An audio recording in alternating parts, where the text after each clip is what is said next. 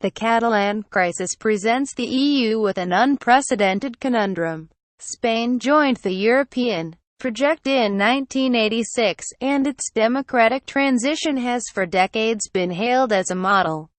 Tensions have not run this high in the country since the 1981 failed military coup, when Colonel Antonio Tejero seized the parliament in Madrid at gunpoint. The then-king, young Juan Carlos, prevented the nation from entering another dark age by delivering a speech on TV uncompromisingly defending the constitution and identifying the monarchy with the country's emerging democratic majority as Catalonia's nationalist leadership hurtles towards what may be, in the coming days, a unilateral declaration of independence. The current king, Felipe, also took to the television screens. Can he rally consensus within Spain to prevent a full-on confrontation?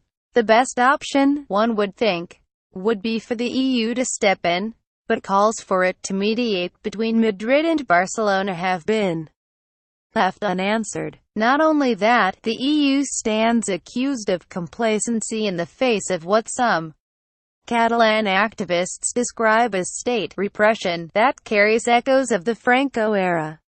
Is any of this fair? Thousands protest and strike over Catalonia referendum violence. Read more. The EU's critics do raise valid points. If the bloc's founding principles are all about values, how can it stay aloof from this crisis? At a time when the EU wants to reboot its democratic message and convince citizens it can address their grievances, surely this would be a good moment to demonstrate sympathy towards crowds targeted by security forces for wanting to express a political belief at the ballot box. Then there is the question of double standards.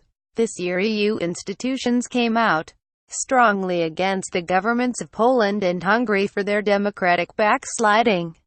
The EU Commission has even raised the threat of sanctions.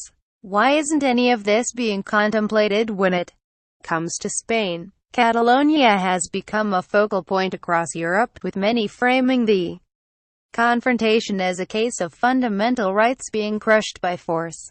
The Catalan leadership has wasted no time making that argument, and the images of police violence will only have buoyed its case.